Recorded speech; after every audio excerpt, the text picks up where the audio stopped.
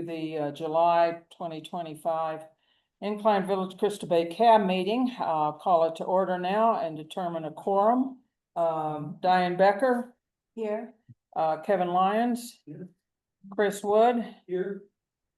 Denise Davis. Here. Mark Sassway. Mark, if you're online, raise your hand or send us a text message. Roxana, I don't see him online just yet. Okay, and who else is? That's it. Okay, so we have 5, so we have a quorum. Let's do the Pledge of Allegiance, and Diane, why don't you do the honors? Oh, we don't have a flag. Right here. Here it is behind us. I pledge allegiance to the flag of the United States of America, to the republic which it stands, one nation under God, indivisible, with liberty and justice for all. All righty. We'll now open up for general public comment, and we'll start with people in the room. Anyone in the room want to give general public comment? Just raise your hand. Okay, cousin Dunn, I forgot your first name already. Jerry Dunn, okay. Jerry, if you haven't done this before, you're limited to 3 minutes, so a little beeper will sound. And you're supposed to address it to us, and you need to come up to the podium so you can be heard by the online folks. Hi, my name is Jerry Dunn. I live at 603 Marriott Circle, in Unit 3, which is Northside, not Northside Way. I wanted to bring to your attention a serious, I consider a really serious hazard. I'm the risk manager by trade. And 2 years, almost 2 years ago, a year and a half ago, I experienced a flood through a water pipe break. And what I found was something more serious than just a little flood that I had. There's some serious hydraulic fracturing of the hillside going on near the all in the lower Tiger area, near the fire field, especially. This has been going on for years. And as a result of the water going through the drains, they're running down a hillside, down to lower Tiger. IPDID says it's responsibility of Washoe County. Washoe says it's IPDID's responsibility. I discovered that the drains do belong to Washoe County, but everything that goes in and out of that and maybe out there is IPDID's responsibility. I won't go into all the details, but I just want to bring it to your attention because I think it's as serious as the Pacific Palisades fire, as much as the floods recently in Texas. We're on a same time bomb, but we take a look at it. Just walk up the trail, the ditch that runs along the fire trail. When I first moved here 20 years ago, it was 2 or 3 feet deep. Now the mud and debris has filled the ditch, and somebody said when we had that problem with flood, and I brought to their attention, what they did was one of their employees pushed more dirt into the ditch instead of trying to scoop it out. So it just acts like there's no barrier to stop mud from coming down. And it really is a very serious hazard, and I think that affects everybody in Lower Tiger. Hopefully, thank you. Can you just clarify that location? Yes, there's a fire trail that runs from Tyner down to Marriott Circle. Yeah. And so everything on that fire trail, and everything above that, I've walked around all of the hillside on Tyner, and that's not just one location. I actually have a drain that goes right down into my yard. It's never been inspected, never been cleared out, except for that flood happened. So I brought it to everybody's attention, but it goes in deaf ears. The environmental EPA knows about it. I've talked to everybody, fire department. So I'm hoping to get some help, maybe Do you know specifically who you talked to? where. Both, if that and the county. We might be able to do something with the county. If it's IFGAD, we don't have much influence, but I'll have to research the names, I can send them to you. yes. Yeah, I've done a lot of research. Nice. Yeah, here's my email. Isn't it on the website? Yeah, it's on the website, but I have my fancy cards with me today, so look at it. All right, I had photos too, I just didn't the other photos. Nice. good. Thank you for bringing that to our attention. Jerry, I'm sorry. take a look at that. What I wrote to you. Okay, thank you. Okay. All right, anyone else in the room? Okay, we'll go in order here, then it's Pamela Tigdinos. Yes, I want to make sure I'm unmuted. Are you able to hear me? We're getting public comment from a mimer in the hall. Hello, may I ask, am I unmuted? We can Yep. barely hear you. Okay, I'm speaking as loud as possible and my volume is all the way up. So I just wanted to ask the cab members to please continue to speak out about the Washoe Tahoe area plan, which was discussed at the July 15th Washoe County Commissioners meeting. It is available for the rest of the cab board as well as residents to watch on YouTube. So if you have not watched the July 15th County Commissioners meeting on the Washoe Tahoe area plan, I encourage everyone to do so. My understanding is there will be a second reading on August 26th. It's very important. There are a lot of concerns about the lack of an evacuation plan that reflects today's current circumstances, and the Washoe Tahoe area plan that is being proposed will significantly add to density and traffic congestion and building structures much higher than they are today. And it's really critical that we have the evacuation plan first before we add more buildings and people into Washoe Tahoe. Thank you. Thank you. We've lost the screen, but Kathy Julian? Yes, can you hear me? Yep. Yes. Yes. Great. This is just a general comment about these meetings. It would be great if the county could somehow arrange so that we could see the names of the participants to the extent that they're available on Zoom, because it gives a sense of community so that we know if we were there in person, we would know generally who's there. There may be a sign-up list or something. But it would be great to know who attends these CAP meetings, both on Zoom and in person. Perhaps that can be part of the minutes going forward. Thank you. Okay. I'll talk to Alexandra about that and try to sort that out. And that's Roxana from the CAPS saying that. Okay, are there any other hands up? We can't, we have no big screen here. Sorry. Let me, Roxana, there are no other hands. Okay, thank you. yes. On the format of the, on that screen, on the screen, Connection there? Oh. that should do the mirror. The one down right there. I think that should set. Yeah. Okay, if that concludes general public comment, then the next item is election of officers. So we have two officers. We have the CAB chair, which I'm currently serving, and vice chair, which Diane Becker is currently serving. Nominations? Yes, Yes. I nominate you to continue as CAB chair and Diane Becker to continue as vice chair and make them. Well, that's my nomination. Okay, I think we probably have to separate those, but I'll consider myself nominated. I can make a second. How's that? Thank you. I'll make a second nomination of Diane Becker as vice chair.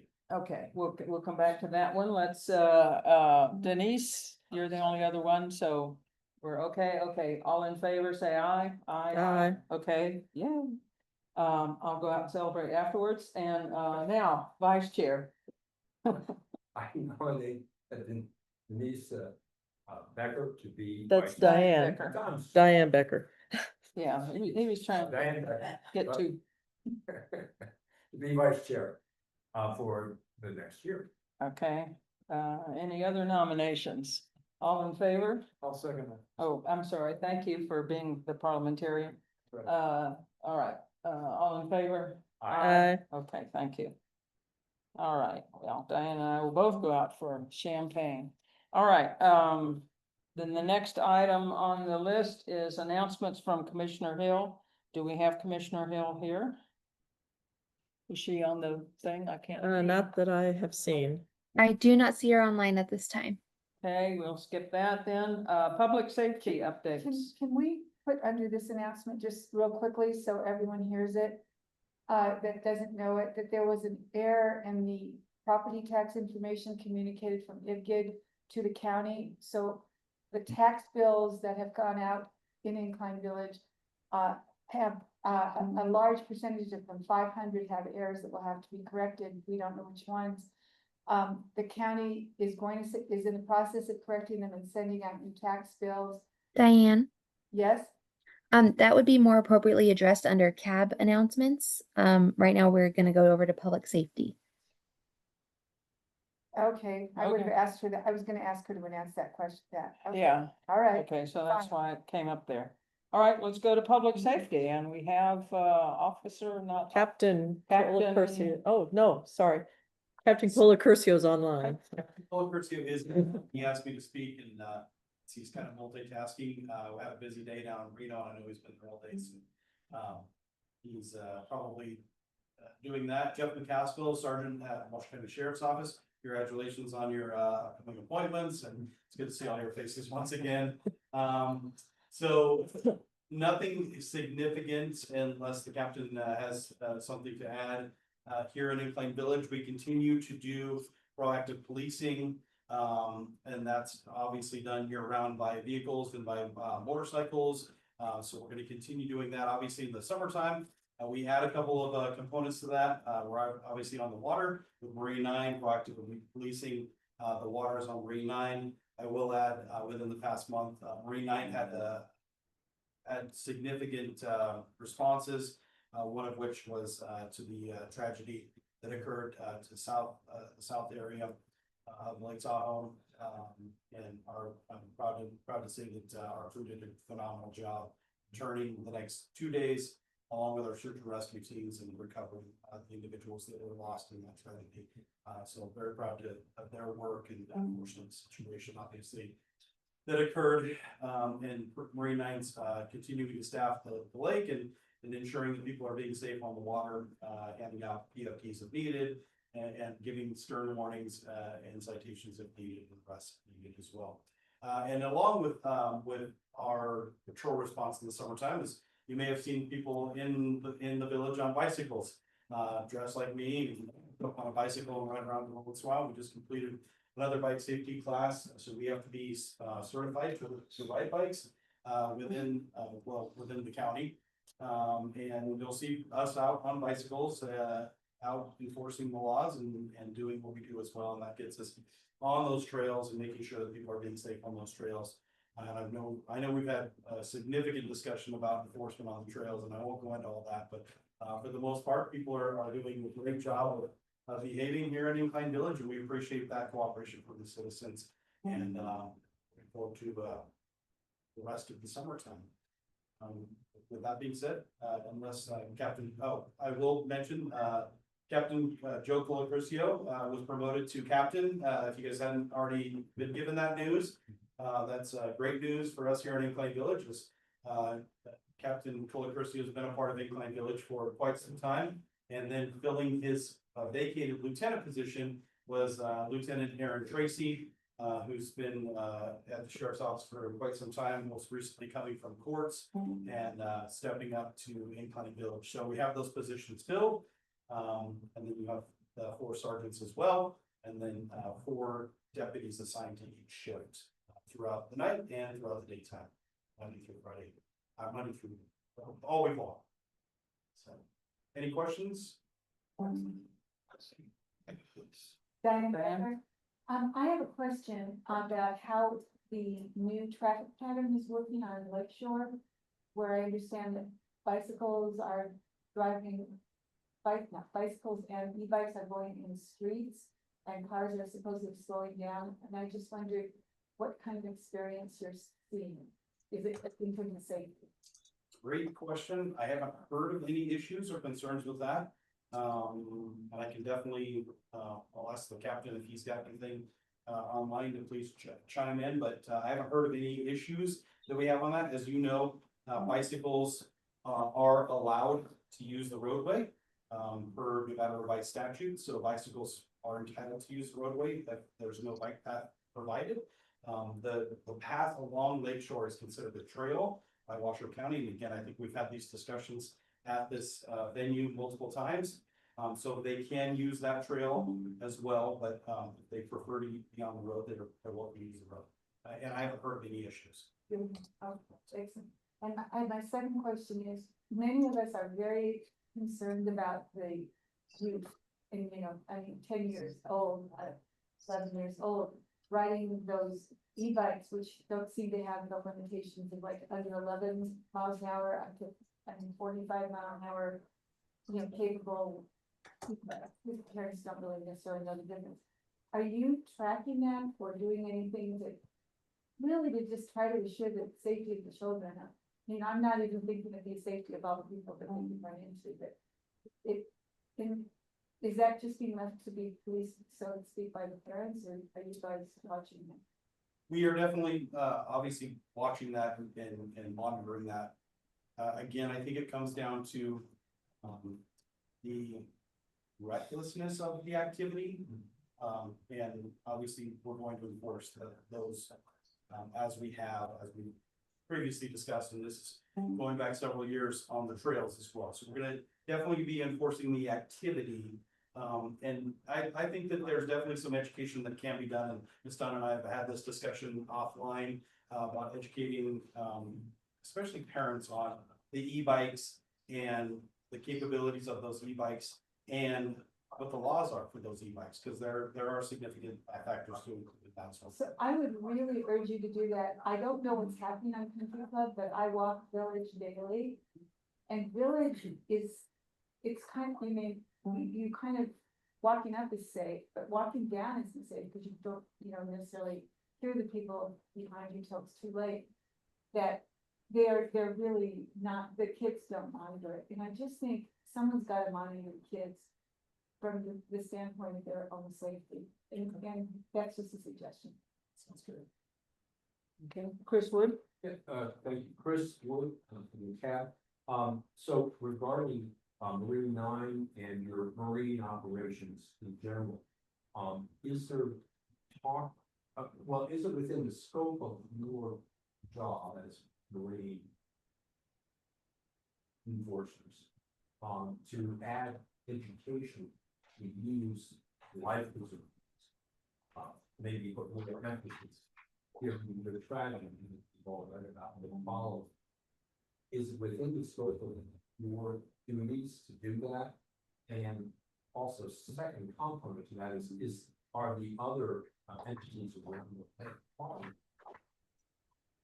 better education?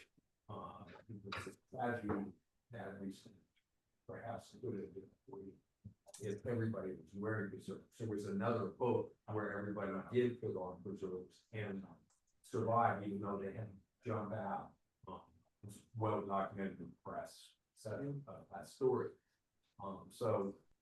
It seems to be kind of a quick and easy bullet to take care of this problem that people drowning because of the cold water. People jackets, life jackets. So anyway, the question is, are you all involved in that, or is it not within your scope to involve education of voters? It absolutely falls on us, and that is one of, I will say, it is one of the things that we are very proactive about, ensuring that people are wearing life preservers or have them in their possession, especially the paddle boards. It's one of the things that Marine 9 does every time we go out. And I say we because I'm in charge of that operation. So as the sergeant involved in Marine 9, it is something that we stress every single time we're on the water. And if I could, I could bring you guys numbers of warnings that we give out, which we do all day, every day, because we want those people to be safe on the water. Going further into your point, we have already had the discussion with our state, or I've had the discussion with our state representative on the water about exactly that campaign of ensuring that life jackets are being worn because they do save lives. We know about that acts. So it is definitely something that we initially began discussing, but getting there is obviously the process. What is the process for educating? I mean, obviously you come upon a boat full of people or this, and we make sure that they've got the life jackets available for the number of people in that boat. Other than that, do you have avenues to educate, and what is the way to reach these voters? Yeah, so we're making those one-on-one contacts mostly, to ensure that they're following the rules and they have the PFTs in their possession. If they don't, we carry them on the boat as well, so we'll give them a PFT, which we're gracious to get a lot of those life jackets from the state, with the grant funding. So we hand out those life jackets, and ask for them to bring us back to them, whether they bring them back or not. It's not really a factor for us. It's like, if your car didn't have a seatbelt, we're gonna install a seatbelt for you because we want to make sure you're safe. I think. I'm trying to be a question. Yeah, let me kind of make it an example. The Hyatt rents out boats. Yep. Power boats.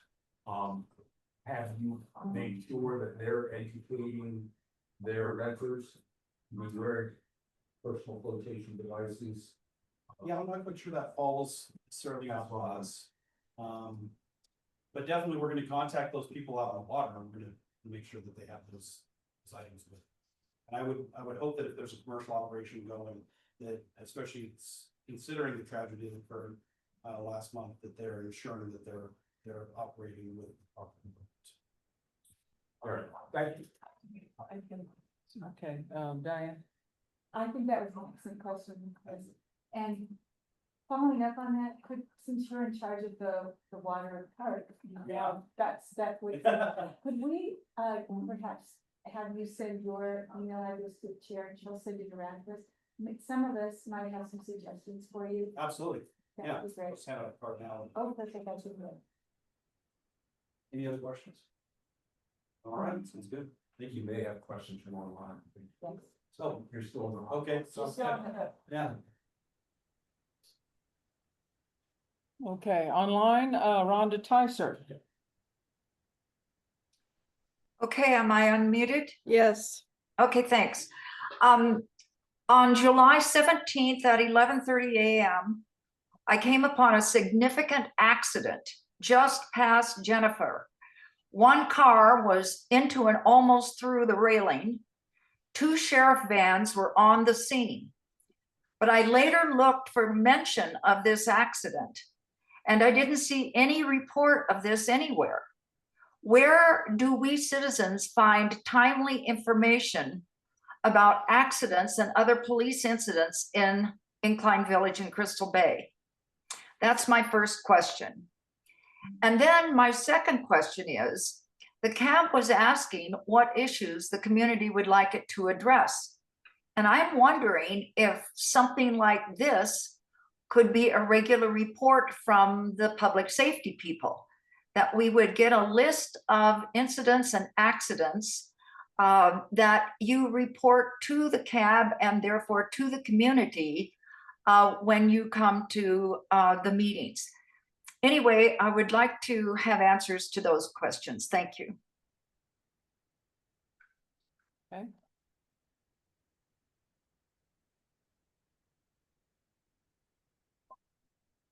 Where would she get information about So incidents? you can always call if you have questions. 785-9276 is the number that's on the side of all of our vehicles. 785-WCSO. You're welcome to call if you have questions about incidents that you see occurring. Most likely one of our sergeants will get back to you to answer your questions. I think she's asking. Thank you. For general reports also.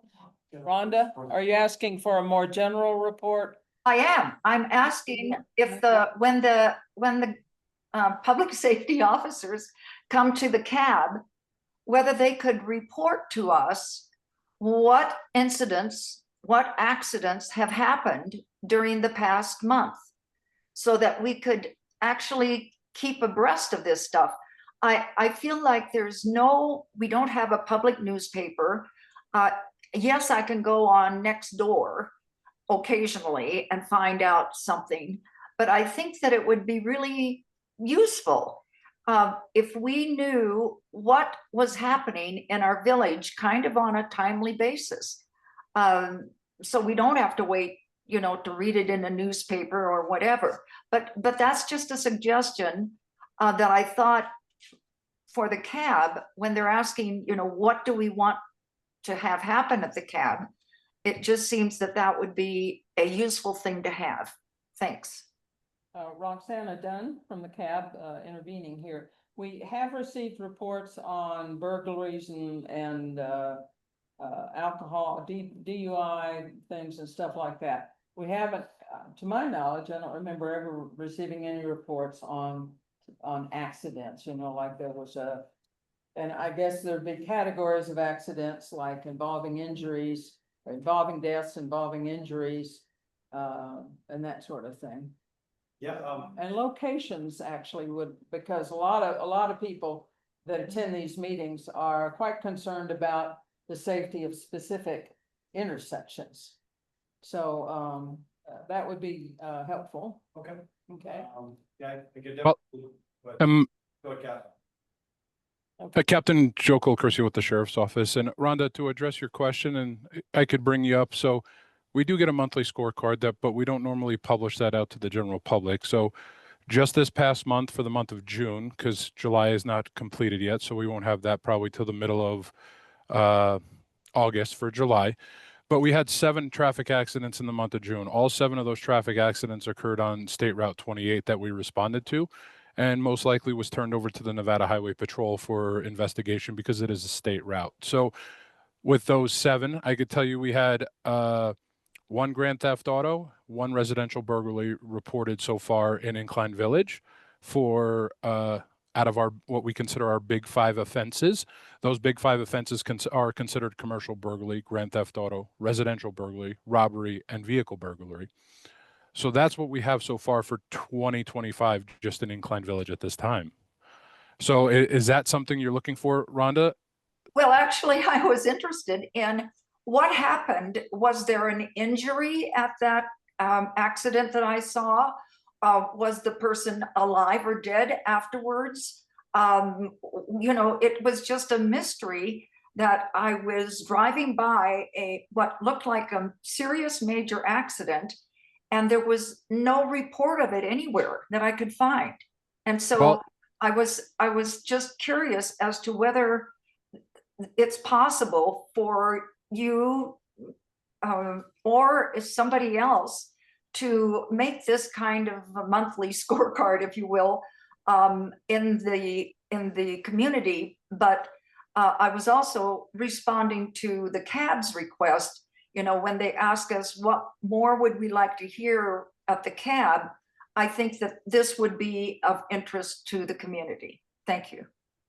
okay, and I could speak to the July 17th that you're speaking of with that accident, which was a non-injury accident, just a so we call it a non-injury accident. We have injury, non-injury, and then possibly a fatal accident if that is.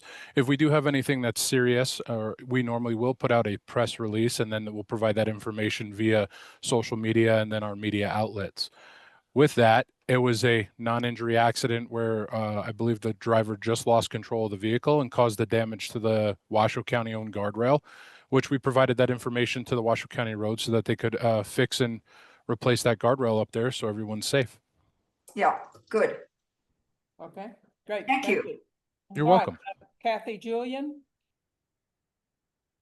Yeah, thank you. I just want to reinforce what the chairwoman has said in terms of some statistics that would be available on a monthly basis. I think that would be a good idea, especially where the location of where these accidents are occurring, because the trend will help us understand the areas of concern in our village, of, you know, areas that we perhaps would want the county to take some action about at some point in the future, depending on what the statistics show and the trends are. So I would reiterate what Roxana has said. Thank you.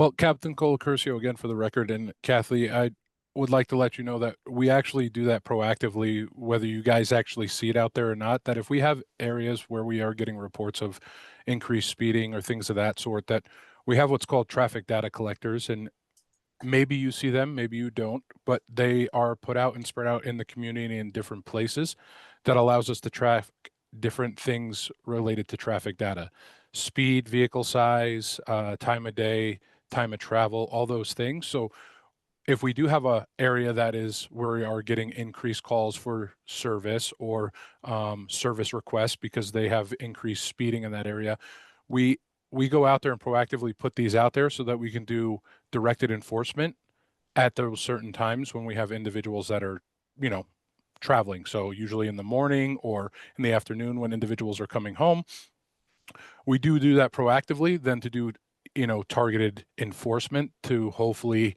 change the behavior of the motoring public.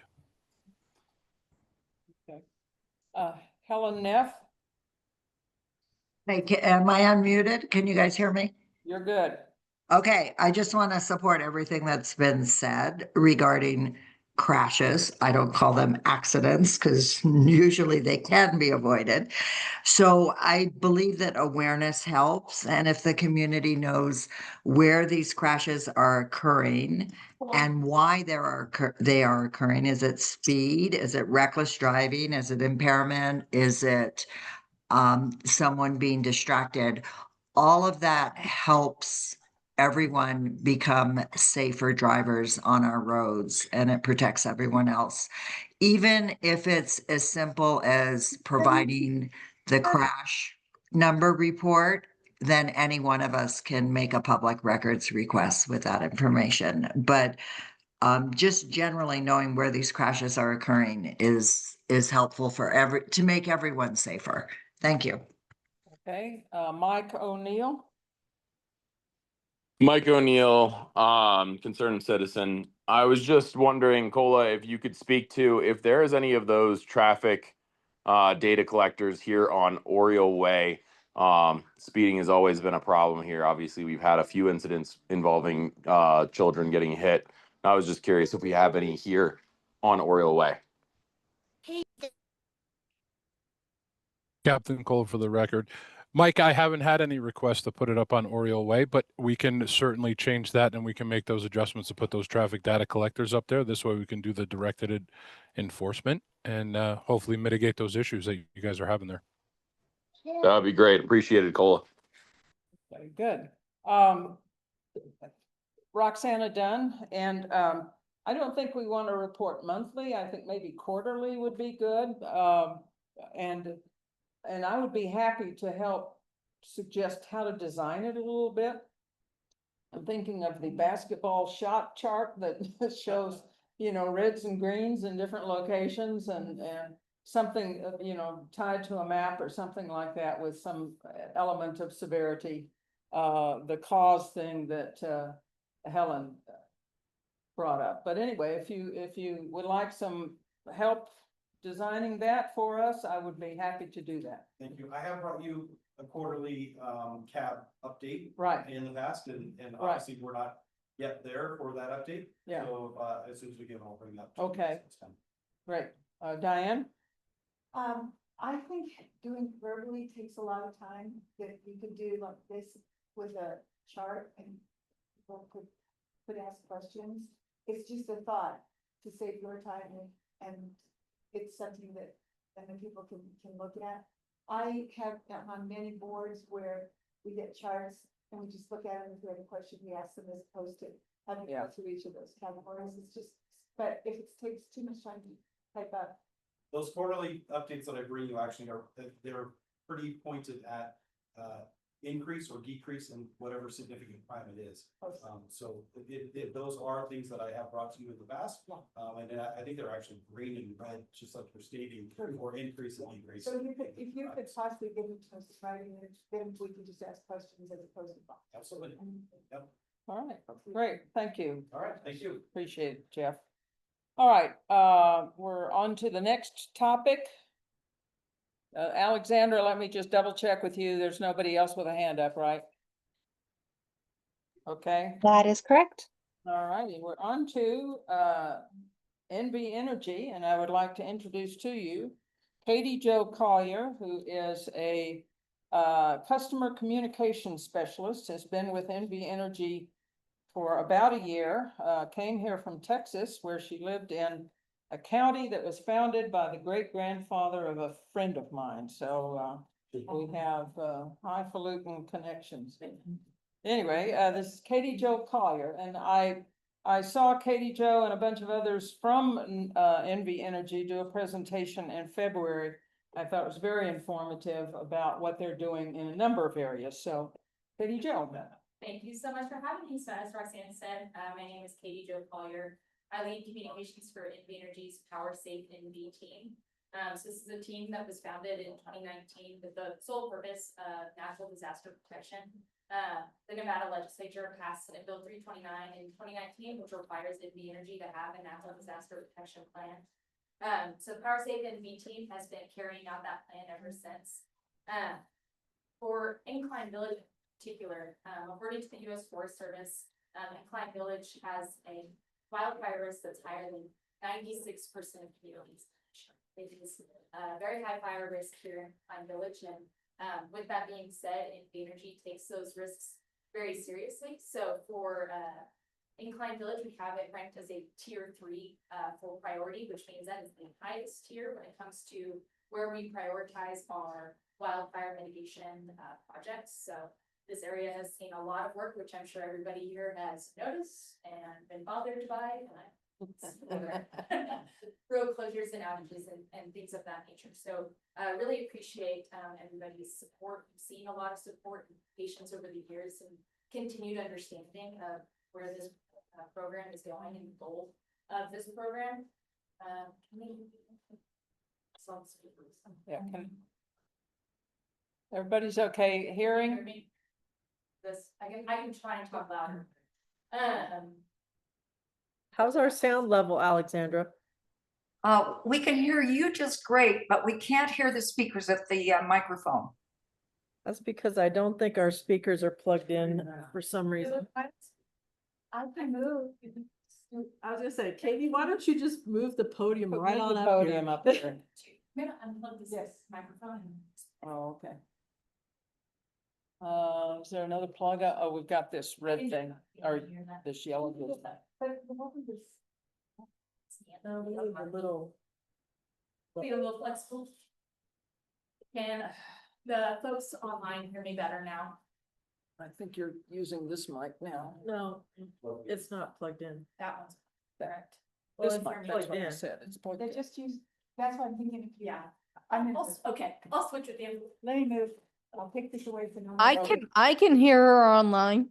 Okay, okay. We're gonna put her in the hot seat here.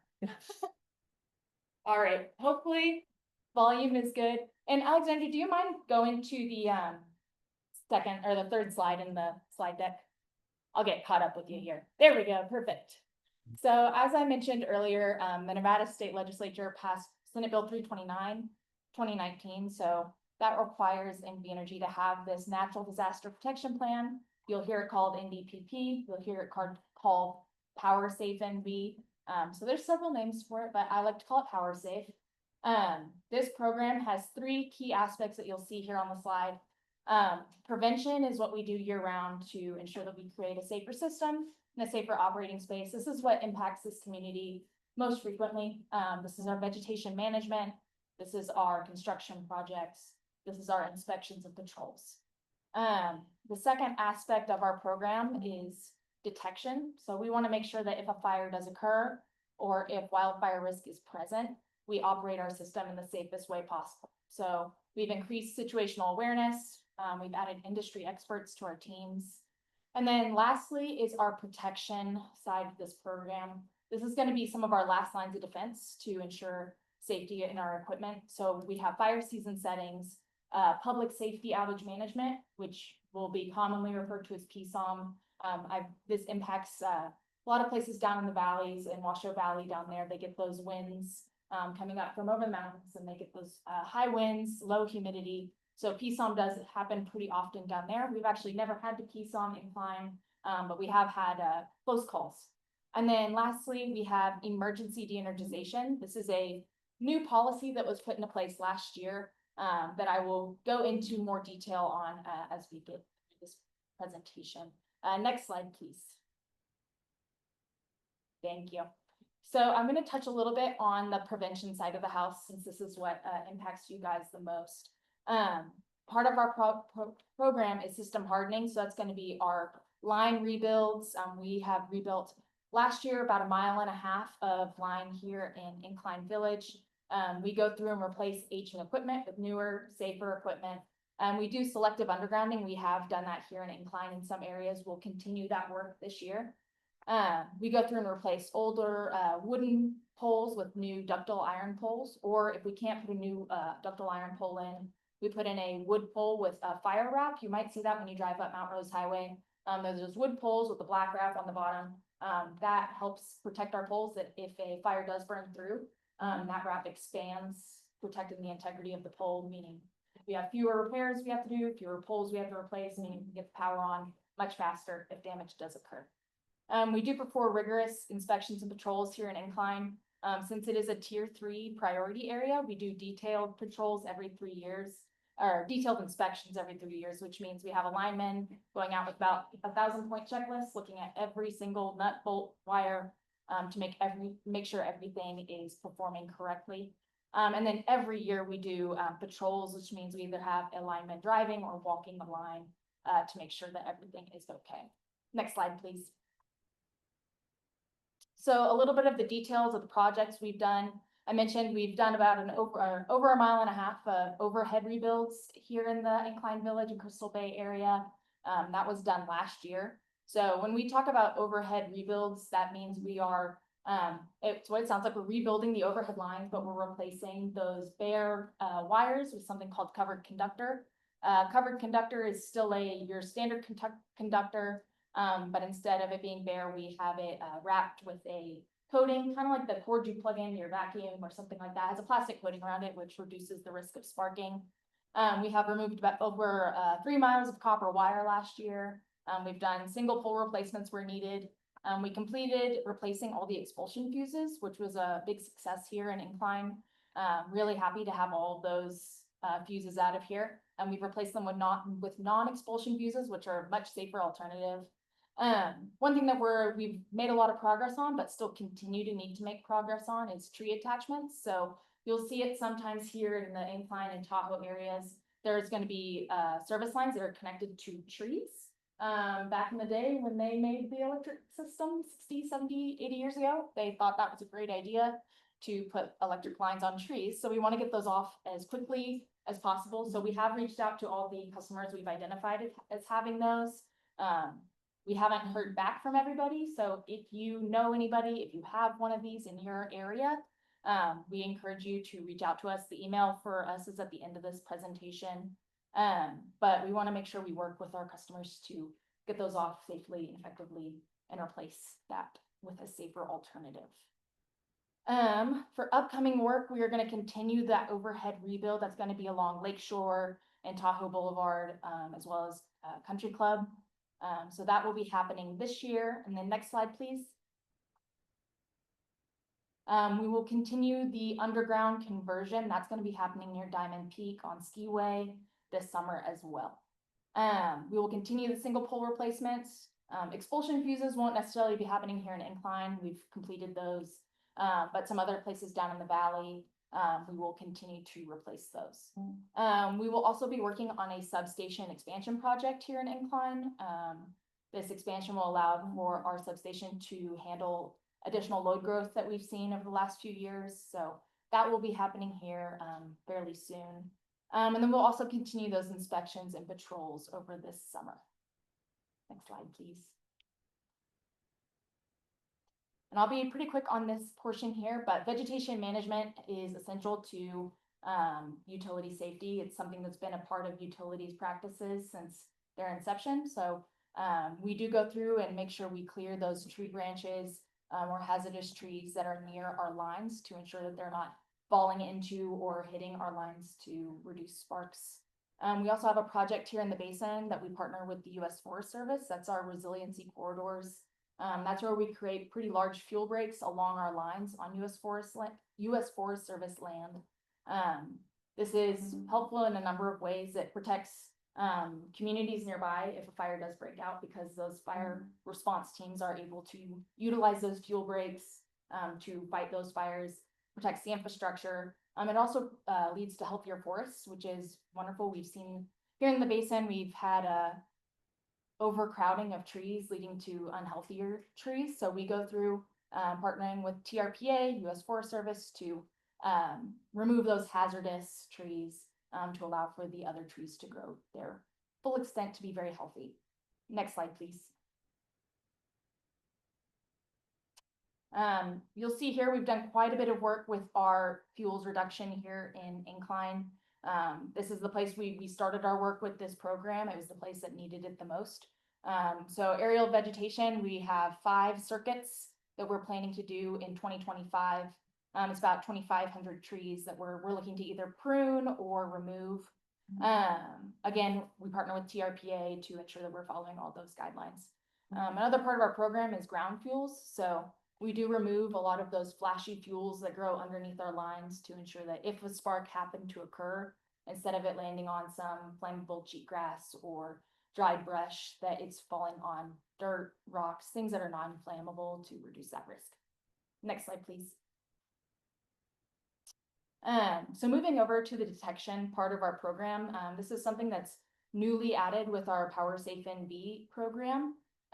So we have expanded our situational awareness through the addition of wildfire cameras and weather stations. We partner with UNR to have these wildfire cameras set up all across our service territory, all across the state.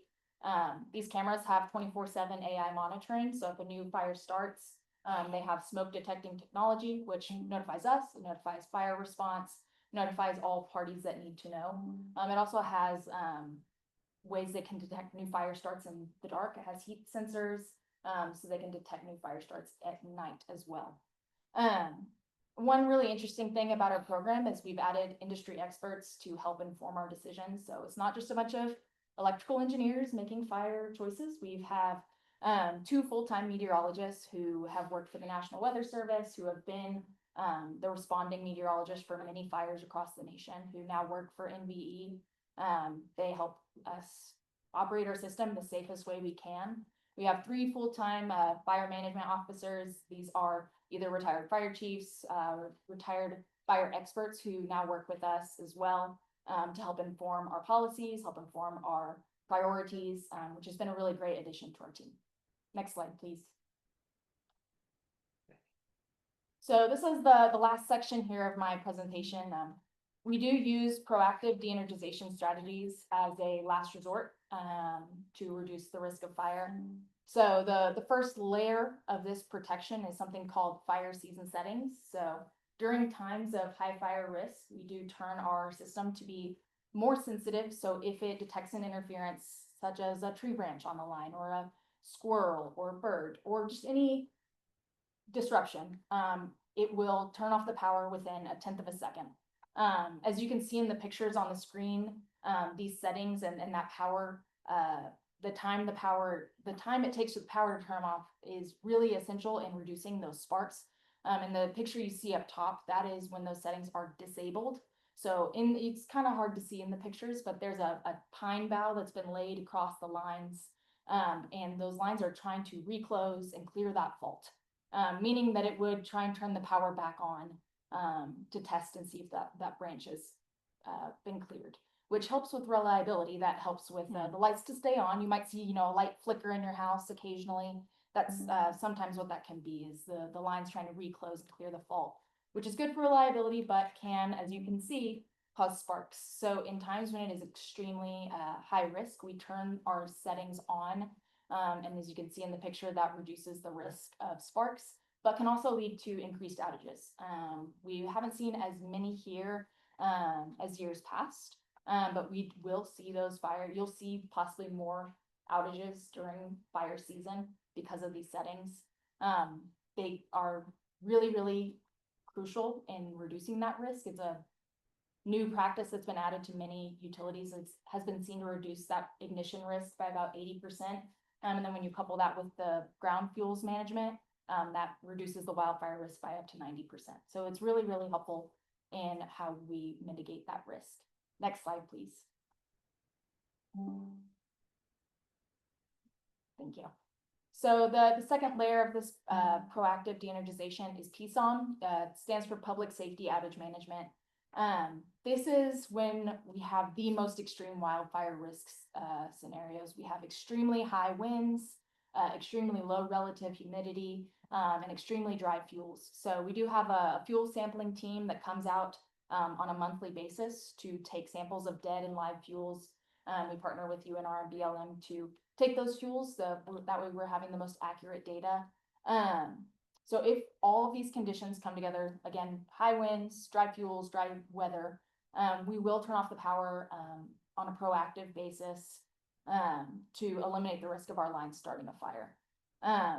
PSOMs are, again, very helpful in reducing that risk. We've been doing them since 2019. It's something we are now very well practiced at. I mentioned at the beginning, we haven't had to do it here in Incline before, but we have had close calls. So one thing I very much encourage everyone here and everyone in this community to do is to sign up for notifications on my account through NV Energy.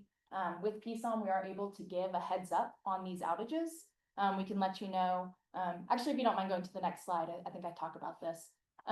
We are able to give about a 72, 48-hour advanced warning on these outages to make sure you know what to expect, when to expect an outage, how long to expect an outage.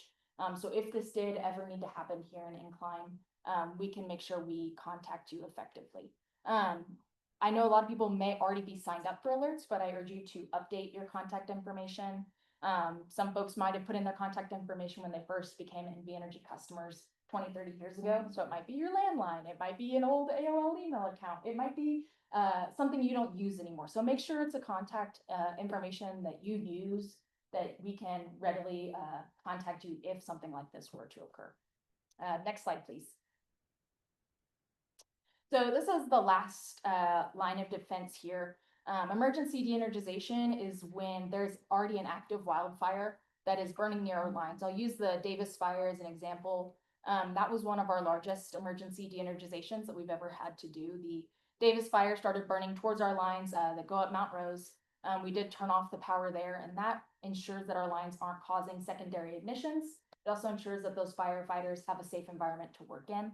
We don't want them fighting fires underneath energized lines and then that line possibly burning down and falling. That's an extreme fire safety hazard and a working safety hazard.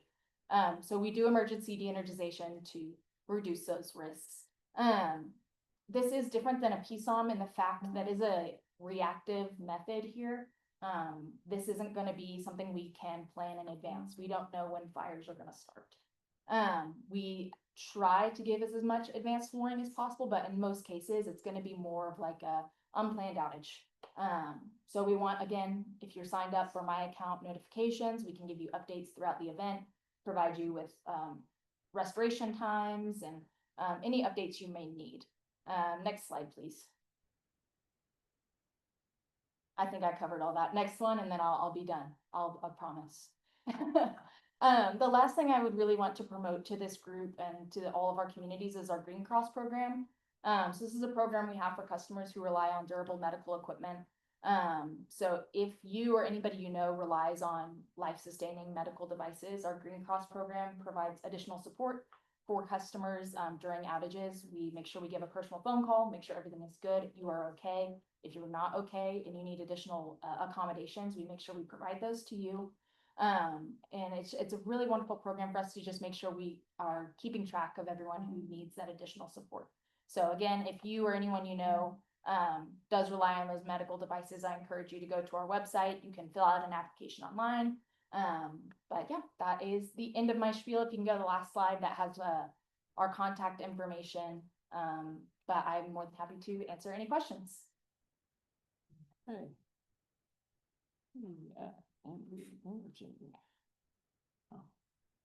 All right, questions. We'll start at the end. Quick, well, okay. Kevin. That's the end now. All right, I'm going to call somebody and they're going to ask the question.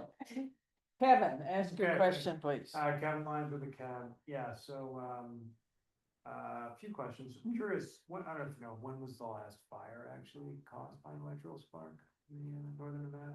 They happen, there's small fires that happen very frequently, like 5 by 5 feet. So there's been a few this season already that have been very small and contained very quickly. Okay. There was one, out towards Lemon Valley last week before one, I can remember a dump truck ran into our line, which caused them to spark, which caused a little fire on the side of it. So. Oh, very cool. Do the TRPA rules ever interfere with the management as far as you know? I know there have been issues in the past. I'm not exactly sure to what extent. They hinder us from doing the work we do. I do know that they're there for a reason, and they can be a lot of permitting. A lot of the permitting just requires additional time. Yeah. I know it's something we run into, but to the extent of that, I'm not aware. Okay.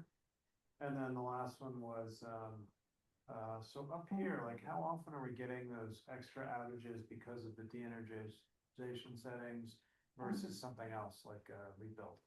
But we've definitely noticed, and haven't been around 20 years, power outages are often. They can be, and here especially, we've seen them, especially with the construction. Construction is So it's mostly the construction. more likely it is construction. We are working, I'm really trying to increase the awareness and transparency around those outages for construction. It's actually a very large internal process right now of refining our cause codes, which is when the power goes out, when you get that notification, have those cause codes, the reason why it's out to be more direct and accurate. So that's something that's been worked on this last year, and hopefully will be improved in years that are coming up. So hopefully it's something that will be improved, but yes, more construction than yes, those fire seasons. Right, thank you. Yeah, of course. All right. Did you finish, Chris? Yeah, Chris.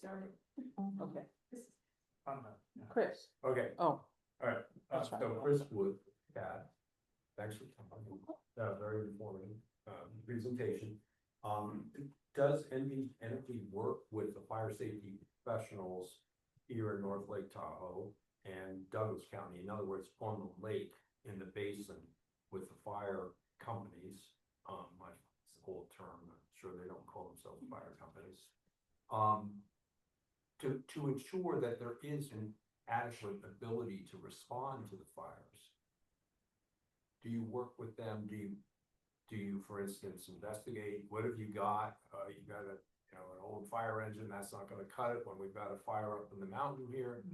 How do you interact with them about those kind of, well, do you interact with them on those issues, and how do you do that?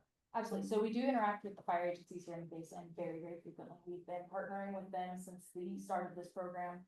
They've helped inform a lot of our priorities. They've helped set Incline as a tier 3. We spoke with them at the beginning of our program to help determine where our priorities should be. And they said, Incline should be your top priority. The base should be your top priority. So we do work with them there. We partner with them pretty uniquely in our vegetation management. We actually contract with them to, they do some of our vegetation management. Weird thing. Sorry, I don't normally. All good. But we partner with them, we contract with them, so while they're not fighting fires, they will go out and do some of our vegetation management for us and runs. So they're out there doing some of that work. So we contract with them to do that. And then we do work with them. We have an expert working group that meets for our Power Safe NV program. So it's a regular meeting that we meet with these fire chiefs to discuss their needs, our needs, how we can align priorities. When you're speaking on how we can work with them to make sure they have the adequate resources, I'm not exactly sure how we collaborate with them on that. I haven't been in those conversations in the past. But I do know that, for instance, the fire management officers that work for us on our team spent the last 20-30 years in direct contact with these fire chiefs. They have a long-standing personal and professional friendship and connection. So it is people we work very closely. I had the benefit of a presentation recently by the Douglas County fire, Lake Tahoe Basin Fire Chief, if I can call that person that. And they're trying to raise money for a helicopter, 2 helicopters to address fire responses in the basin. He told us he could cut the time in half to attend to a fire in half if he had helicopters, but he's trying to raise money to do that. Yeah. It would seem to me that that would be something that NV Energy and other organizations that have great fire risk in the basin would be wanting to be part of or help them out to get to those helicopters that are needed. Yeah, I haven't heard of it, so I'll bring it to, I know that is something we could possibly look at with our foundation side of the house, we would, since we're regulated through the PUScan, they're very, particular on where we spend our recoverable money, but with the foundation, we are able to look at how we can provide support to causes like that, which I think would be a great, partnership there. They are also have set up a program at the high school down in right down that area there. I'm forgetting the name of the high school for fire safety and helicopter maintenance. Oh. They've set it up at the high school program, and that's already Really cool. underway. It's the only one in the country. Yeah.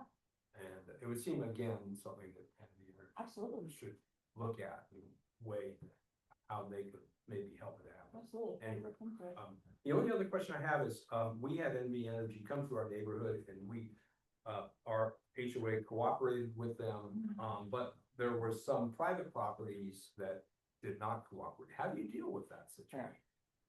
It happens fairly frequently here, everywhere across the state. We have issues accessing private property. We send out notifications, letting folks know ahead of time when we are going to be in the area. However, you have to be signed up to get emails, so not everybody does, and even if you do, you might not check your email, which I understand. I don't always check mine either. So we send those out in advance, and then whenever either our crews or our contract crews are in the area, we'll walk up to the door, knock on the door, ask for permission, be able to sign any of that. The basin is hard, because a lot of times it's not the permanent residents. You might have the vacation rentals, which has been something that has been a unique struggle to be able to communicate around, and so it's something we're trying to figure out a better way to communicate with those homeowners who don't necessarily live here year round. But we do try and reach out if it gets to a point where we have not heard anything from in person or email. We'll give them a phone call, see where we can reach people. But unfortunately, there are times when we just can't get private property access, and that means that area won't be utilized. So we do encourage, if you know people in your area that maybe aren't on board with it, we encourage you to, talk to them, because preparation and resilience starts at an individual level and moves to your neighborhood level. And so as many folks as we can get on board with doing the vegetation management near their yard or rebuilding the line near their yard, that increases the protection for everyone. It seems to me it's a community issue at some point where private property owners are not cooperating. Yes. And I guess you need. Eminent domain comes to mind. Excuse me? Eminent domain comes to mind. Roxanna, for the record. I agree with you. Okay, that's it. Thank you. All right, Diane? I just have 3 questions. So does the power company provide power to like the internet providers and the cell phone, or are those completely separate lines that are unrelated to you? It depends.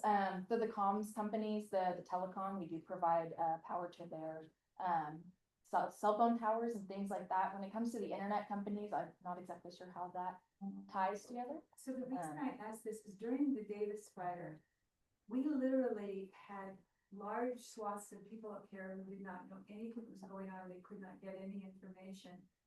And I would urge that whatever of all the priorities that you make it a priority, that they can remain operational to the extent they need your help. Absolutely. So that was during the Davis fire. There's a telecom tower on Slide Mountain that is crucial communications for the area. So we have worked with all of those companies in the past to make sure that they have generators in place, which they do.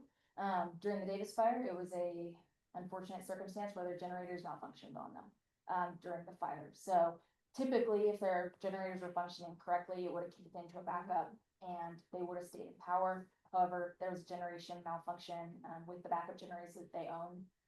So we did work with them immediately to try and get folks, access to the mountain.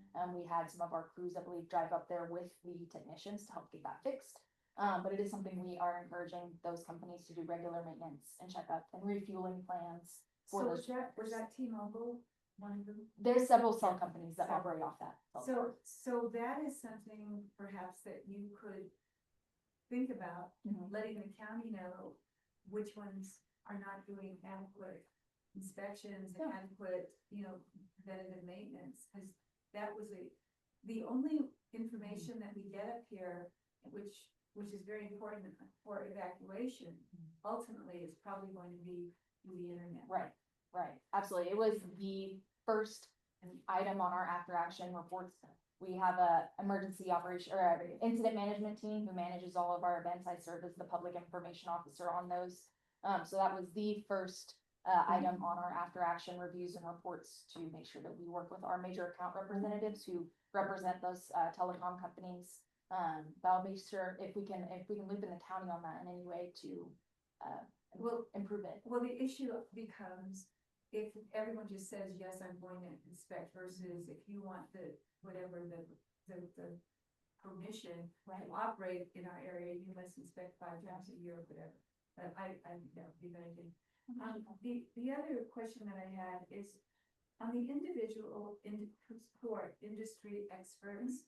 Is that something that that the public or someone who is involved with in basically evacuation planning and that sort of thing would be able to speak to very briefly with you? It just to not to really necessarily talk about what you're doing, but to get some referrals to some other people so that we can then make recommendations to the county. Is that a possibility? I think it would be very possible. Absolutely. So I would like to.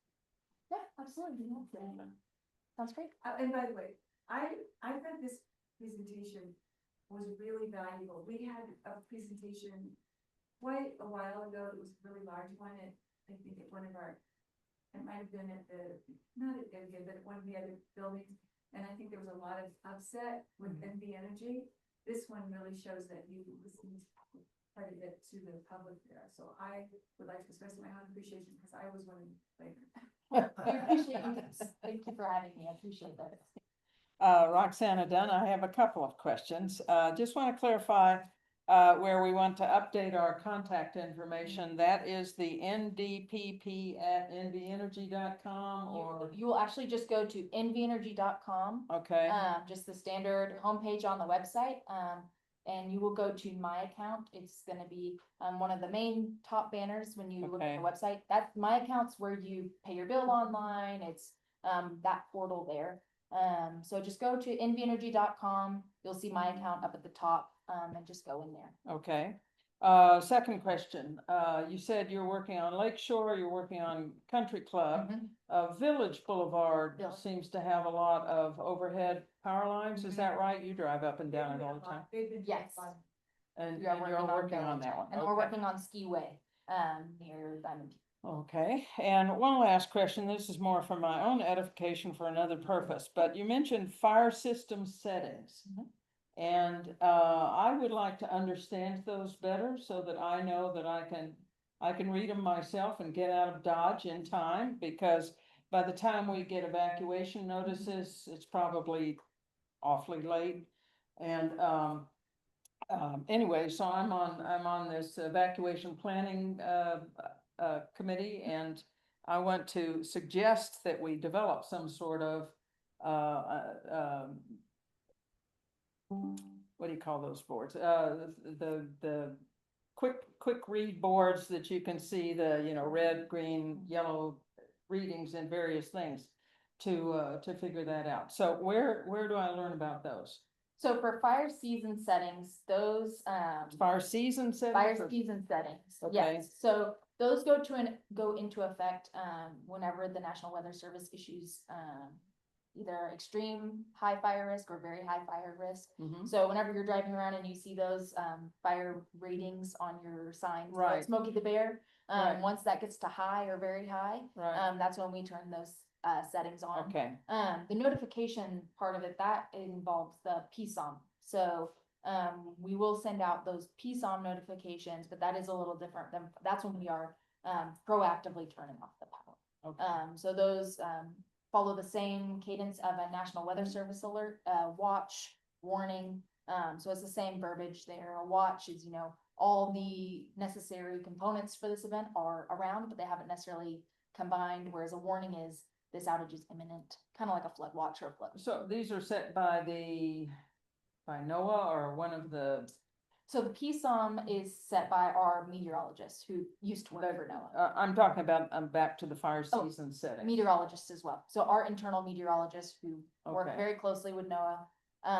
We But get a lot of our weather information from NOAA. But this is not specific to NV Energy, right? Other people would know fire season settings as a, Not necessarily. oh, it is specific. It is, it Okay. is, and it's one thing I've been trying to, and I probably get a consensus from the group.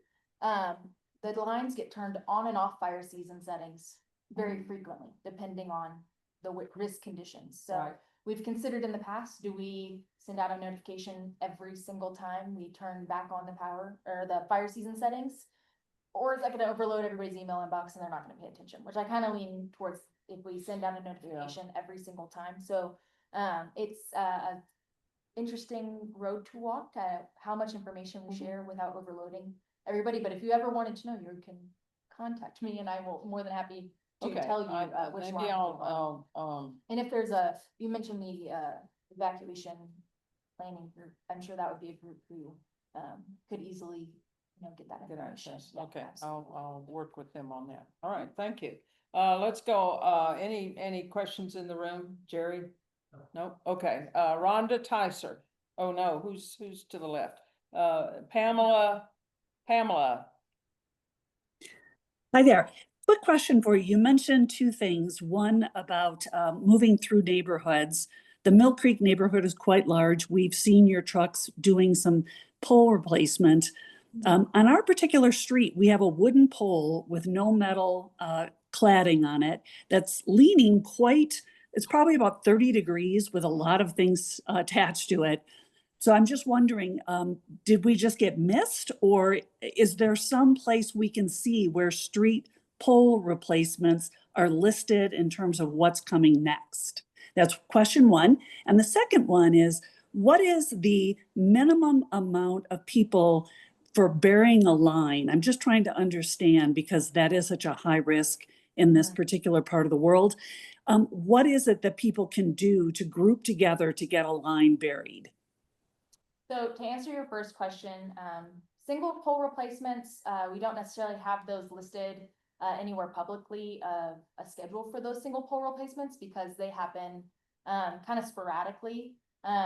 However, you mentioned one that is causing you concern. So I really encourage, if you happen to be in the area sometime soon, to take a picture of it and email it to our the email address that was into that presentation, but it's ndpp@nvenergy.com. If you take a picture of it, send us an email of the street addresses. We will have somebody either go out there and look at it directly, or if it's something that they're already aware of, they can let you know immediately what the plans are for that. For your second question about undergrounding, undergrounding is a unique challenge here in the basin because of all the granite. Most neighborhoods here are on a slab of solid granite, which makes the trenching for those lines extremely difficult and extremely impactful to the neighborhoods. So it is something that we only use in areas that it's feasible. A lot of times we do just the overhead rebuilds, which offer a similar level of protection, but it's at lessens the disturbance in the area because we're not over there digging trenches for months and in your properties and tearing down trees. It also lessens the cost. Undergrounding costs about 10 times more than a overhead rebuild. So again, we're regulated by the Public Utilities Commission, so they determine which projects we are able to move forward to when it comes to the cost of undergrounding. They are a little bit more particular on where we do the undergrounding because it is so expensive. But you mentioned that the number of people it takes to do this. Well, I'm trying to think of the cost sharing because it's very expensive. And in some cases, by the participation of the residents, we're actually saving NV Energy a fire risk. So where does the cost sharing begin? So the Glenbrook neighborhood has done the cost sharing to do the undergrounding there in that area. That is the only neighborhood or area I've known to do the cost sharing. I don't have the specifics for you on where that starts. I think it starts in planning rooms like this, for folks to come together. I can connect you. I think a great way to start that process, if you are curious, again, is to reach out to that email address. I do monitor that email address daily, so I can, if you're interested in learning more about that cost sharing, I can forward your email over and connect you with the project manager who has led the Glenbrook cost sharing project. So she can provide you more of those details. I just do not have those on hand with me. So, but I'm more than happy to connect you to learn. Thank you so much. Your presentation is excellent. I appreciate your time. Thanks, Pamela. Great. Helen Neff. Honey, am I unmuted? Yes. Good. Okay, thank you. That was a great presentation. I really appreciate it. So I just want to reiterate what Diane Becker said. Excuse me, when the power goes out, I know you spoke about the importance of making sure we're signed up for alerts, but Spectrum, which is the only internet provider where I live, will also go out. So then I depend on my cell phone, which gets overloaded because everyone is depending on their cell phones, and my hotspot does not work. It's slower than molasses. And then the cell towers go out, and then we're toast, literally. But I don't want to get to that point.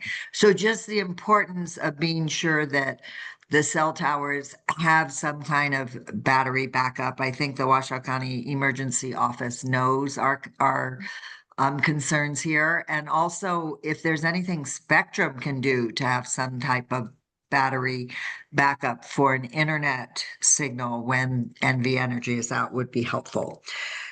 And then the only other thing I have no illusions is that this will do anything to our insurance premiums. But if you could be sure that our state insurance commissioner is aware of what NV Energy is doing and the presentation that you just gave us. And also our local fire chief, Ryan, is Chief Ryan Summers, sorry. He's collecting information on people whose insurance is getting canceled. So any kind of ammunition we can have for things that are being done to make our community fire safe, I think might be helpful, I would hope, in our insurance premiums. Thank you. Of course, and Helen, I'll speak to the insurance part of that there. We work very, very closely with the Division of Insurance here. Actually, next week, I'm traveling to Minnesota to give this very similar presentation to all 50 state insurance commissioners to let them know what we're doing here in Nevada.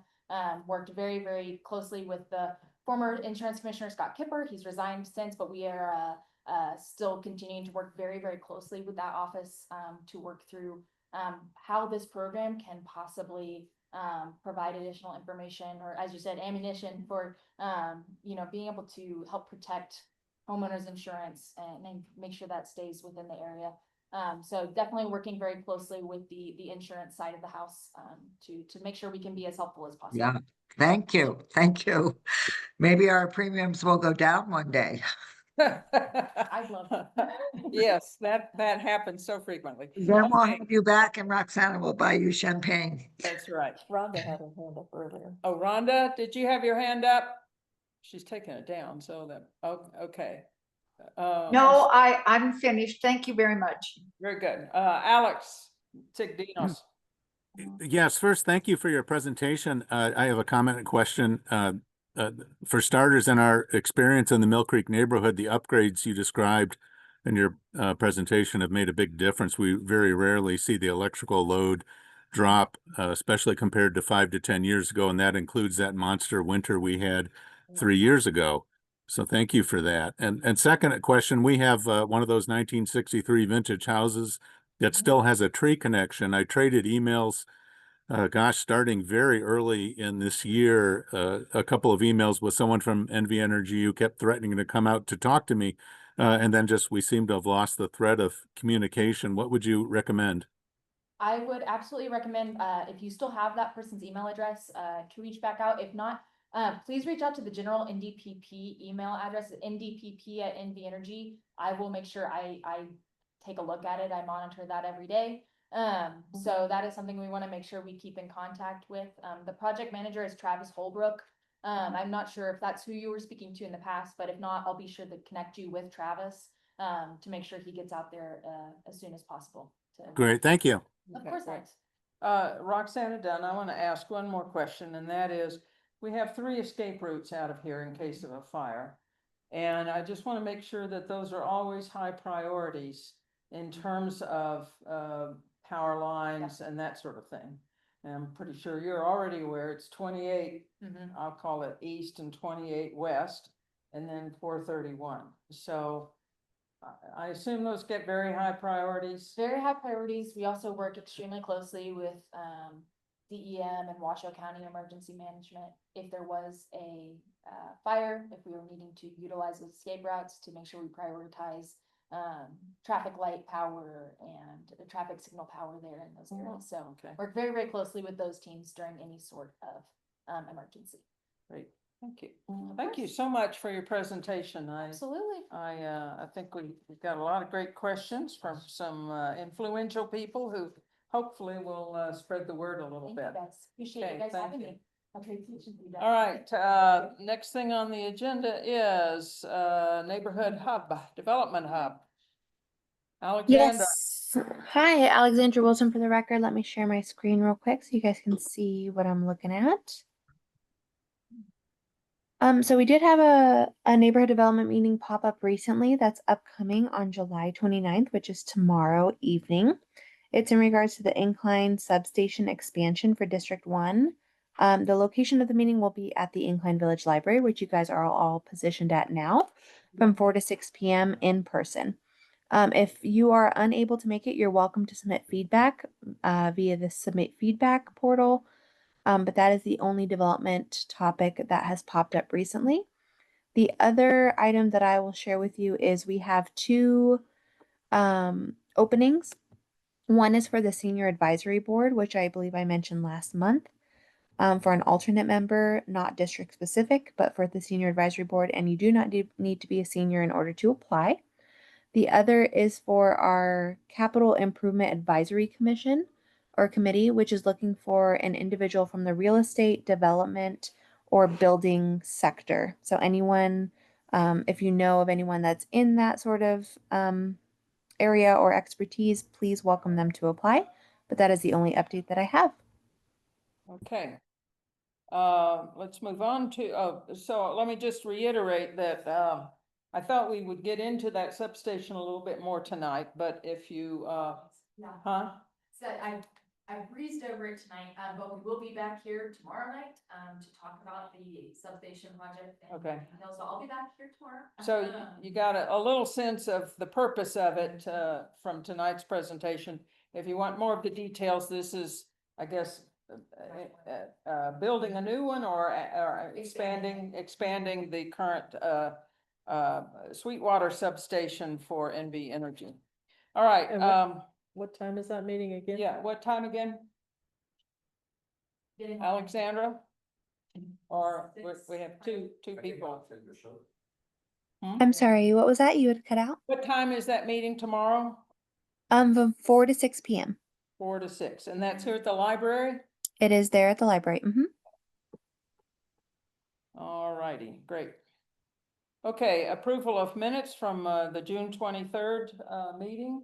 I move for approval. Brian Becker. Okay, Roxana Dunn, I second. All in favor? Aye. Great, things are approved. Okay, board member announcements. Alexander, would you put up my my slide set here? So, you know, the evacuation plan update that we have all been anxiously driving for, and then finally got money to do it, is starting. I went to the kickoff meeting. Alexandra? My slides? Yeah, I'm trying to find them. 1 second. Okay. I can talk to this. I went to the kickoff meeting on July the 9th, okay? I thought it was going to be a small room and we were gonna really get down to business, but it was a large room with many participants and more of a introductory thing. So the participants included, of course, the emergency planning staff, the North Lake Tahoe Fire Protection District, Truckee Meadows Fire, Sparks Fire, Washoe County Sheriff's, NDOT, UNR Living with Fire, and then the cab chairs. So they had invited the cab chairs. Okay, well, we'll just continue on. The objectives of the evacuation plan, as stated by Kelly Echeverria, the Emergency Management Director, are to improve preparedness, response, and recovery and use verified data. In other words, they want to be scientific about this to determine areas of concern. They're going to address evacuation behavior. I guess we're going to learn how people operate in an evacuation. They want to figure out how we deal with vulnerable populations, identify infrastructure needs. I'm happy to hear that one. Continue to improve coordination of response and then increase public awareness. So I used the verbs assess and model because I just had that list. I didn't have what she said about it, but basically they want to address those things. So the next slide is the timeline. And when Kelly presented this, she just said 1 to 2 months. I sort of translated that into specific months for a rough reference, but don't count on those precisely. But they're thinking to spend about 1 year on this. The planning, getting this going, and the RFP is 2 months, which will take us, by my estimate, into September. Then the RFP posting and vendor selection, 1 to 2 months, and final vendor selection, and I guess all the contracts and stuff, 1 month. So it looks like in the November, December timeframe, and knowing projects as I do, let's call that January, we will have a contract signed with somebody to really start doing this. They identified 3 groups and asked each of us to sign up for one. And so these are groups that are going to help to define the RFP. The first one was modeling, and I signed up for that one because of all that work I did trying to estimate the population. I have a pretty good feel for the assumptions that need to be addressed, so I signed up for that one. A second one is to do analysis of the data that we get once we have the modeling. And the third one is public input. And Alexandra, do you know Alex's last name from Kelly's group? Yes, it's Alexandra Wilson. That's me. Oh. Okay, well, that was easier than I thought. Okay, and so good, we can have a little conversation here. Alexandra, you sent me an email about that meeting, but I was signed up for modeling. So this means we can have more than one person, or I can participate on more than on one committee? Yes, so I sent it to Okay. all the cap chairs just to make sure that they were included. Okay. So you're welcome to serve on more than one committee. So I don't really want to serve on more than one committee, so, because there was this thing I used to have called a life. And so I would like to see if somebody else would be interested. The one that I have the information for is the public input one. Anybody here? What's the time?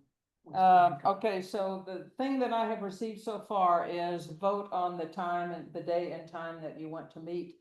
The ones for the modeling committee were all weekdays during the day, 9 a.m., 1 p.m., 3 p.m., that sort of thing. What, how frequently or what time of year?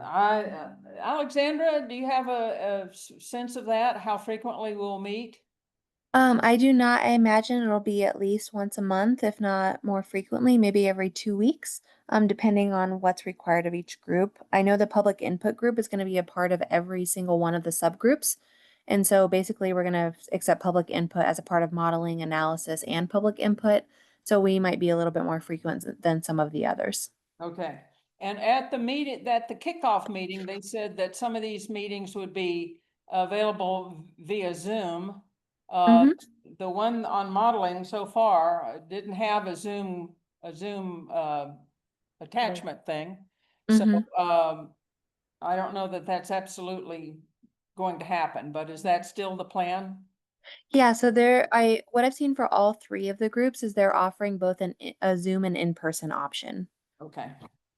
And if in person is at the emergency, what do you call that building?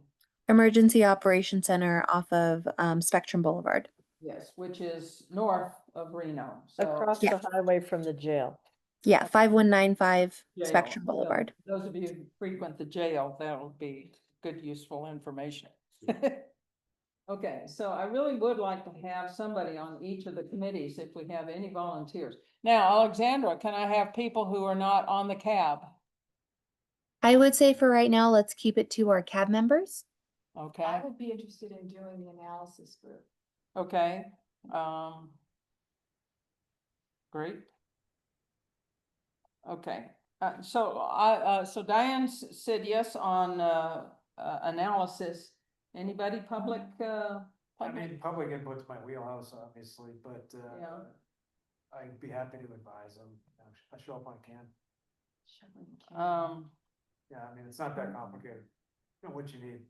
Okay, And if I could say though, if we're gonna really have an impact, someone's Yeah. gotta go to the meetings, I think. yeah, Yeah, by Yeah. Zoom, no Oh, problem. by Zoom, yes. Yeah. No problem. okay. So, Alexandra, I'll email you and we'll figure out how we get that all set up. Sounds good. Anyway, we are off and running on the evacuation plan, which is the best news we've had in a while, and hopefully it will, have a good result. That's it. Yes, I have a question. If I may. Yes. Yeah, Chris Wood, we got, so are the TRPA plans, area plan, a part of the evaluation analysis? no. I would say not. So what are they doing? They're doing current population, but ignoring Oh. all the approvals. Okay, so Development that's gonna make them obsolete. So, no, actually, that's built in, and sitting right next to me at the kickoff meeting was Kat Oakley. There specifically and actually it did come up at the meeting, we want to have forward-looking that includes development. I then asked Kelly afterwards, would we go so far as to have this factored into development from, permits? And she kind of said no. So, we, may not go that far, but things that are coming would be built in. Kelly also mentioned an application with the unfortunate name of Placer, spelled exactly like Placer. That's the unfortunate part. But Placer can estimate a population in a particular area based on cell phone usage, and so they have algorithms that add in children and things like that. I want to have a look at that because I want to see the assumptions behind how those algorithms and things. But that would give us a dynamic population estimate, which, considering the volatility of our population, I think would be very useful. It would give, because I think decisions made in July would be different from decisions made in, say, September or October. So that's kind of a thing that's out there that might help with some of this. But like I said, I put a lot of time into figuring out what kinds of people and where and that sort of thing. So I just want to make sure. The other thing I want to make sure is that they don't just put Placer on the shelf until we have a fire and then pull it out. I want it to be something that is brought up at meetings when we're talking about adding new development, et cetera, that, we have this estimate of the population, this point, this time of year, et cetera. So that's kind of where I'm coming on that. All right, I have my volunteers. I'm good. Anybody else with board announcements? Diane Becker. I just want to complete what I was saying. The county has urged everyone to please pay the property tax bill you received. Because basically that's how the county functions, is by collecting the property tax, and they will take care of if there are any overpayments. Okay. And reduce it. Yes. Who's the person? All right. Anyone else? There's a community forum meeting on Friday. We'll see you all at 9 o'clock. Okay, great. All right, so, that takes us, it looks like, to general public comment. So, Pamela, I see your hand up. Yeah, Roxana, in your discussions with the evacuation planning team and the county with Cat Oakley there, has there been any realistic dialogue about the fact that the evacuation plan really should come first before these Washoe Tahoe area plans get put into hard ink and get moved forward? I just want to underscore again that it feels like the county is approaching this, putting the cart in front of the horse and not addressing, to use another metaphor, the elephant in the room here. So I guess my first question is, how can we enlist the county to understand that this evacuation planning is critical to come first? And also, will this evacuation plan you're discussing include the number of day visitors and the tourism board, which I know has records of heads and beds, to be able to project out how many people will be in the basin during peak periods? Okay, so, realistic dialogue about evacuation plan before the TAP. I think the county people, and I'm primarily looking at Cat Oakley here, but I would say Trevor Lloyd and some of the others as well. Everyone at the meeting we attended yeah. was sympathetic to that issue. Yes. But. So that was Kat and Trevor and, Eric. Eric Young Eric Young. and The woman. the woman, Yes. Forget her name. All of them. They were all sympathetic. I think, Courtney, yeah, Courtney Waikey. I think the real, the real obstacle is TRPA, and that means you know who. So, we just have to keep these people informed and keep them involved and try to reach, our commissioners. So, Excuse me, can I add Yeah. to that? Diane's been talking to some of them. TRPA has passed an ordinance that says we will take into account specific needs of the local jurisdictions, i.e. Washoe County. Yeah. Washoe County presented a number of changes and TRPA wouldn't accept a single one of them because even though they have to write that under some other rules that they have, but they aren't following it. So the best thing that we can do, and Pamela, you've been doing such a wonderful job, is going to every meeting or communicating to all of the commissioners about these risks, because the commissioners are the ones that are going to have to approve staff, considering, this incredible increase in population that will occur if they pass the Tahoe Area Plan Amendment. TARPA has they have ability there. It's a statewide, by state compact, but TARPA cannot violate its own ordinance. And TARPA, if people push back and say, we can't do this for the public safety of Washoe County, I would be curious if they would actually do anything against the county.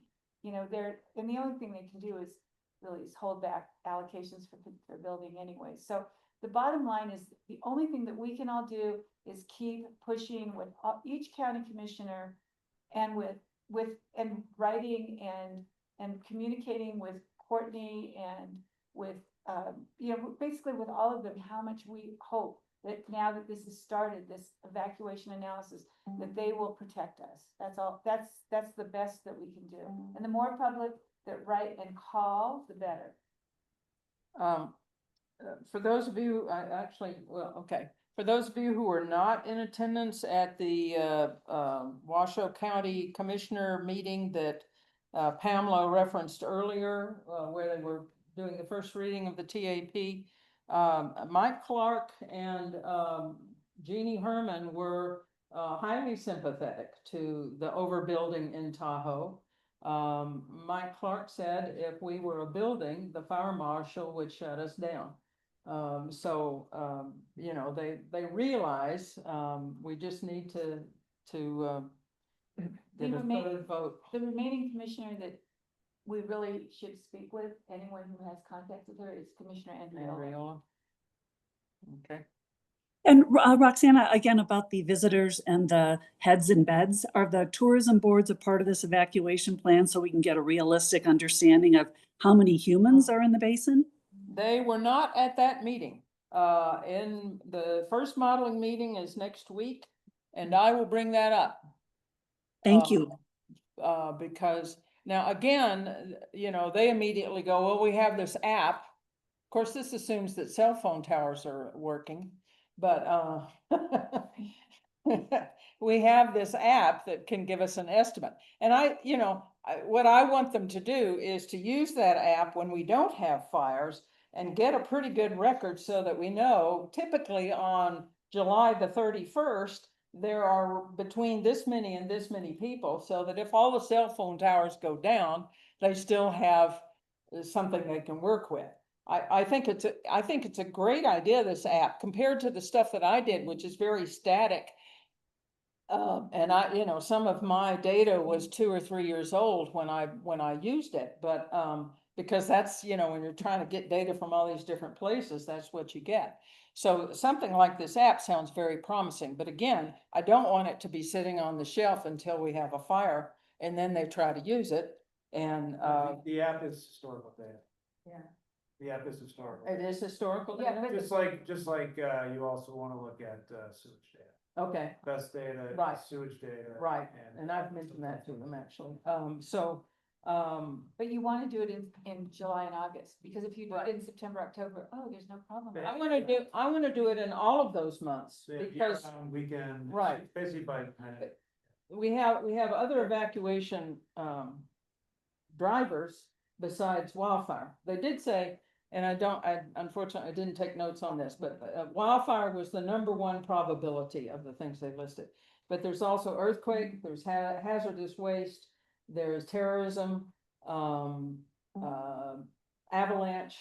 So there are other things that we might have to deal with. So it could be a year-round thing. I would like them to have a good picture of the year-round population at different points, because I think that Remember what Mr. Dunn said, you can bring that up. yeah, I mean, he's talking about a major disaster. if that pipe blows, is that what you're saying? No, Well, no, it's not hydraulic fracture, It slides. mudslides. Oh, mudslide, yeah, Trees and vegetations in the area. yeah. You probably land on my house too, yeah. And I'm sorry, I just had one other follow-up comment and Yes, a ma'am. suggestion for your future meetings.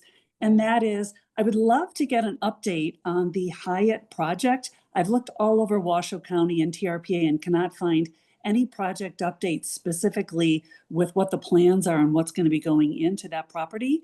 And the second one would be an update on the Waldorf Astoria Crystal Bay project, which I understand changed hands again recently. Both would be an interesting update because there's a very large impact on the community. Thank you. Okay.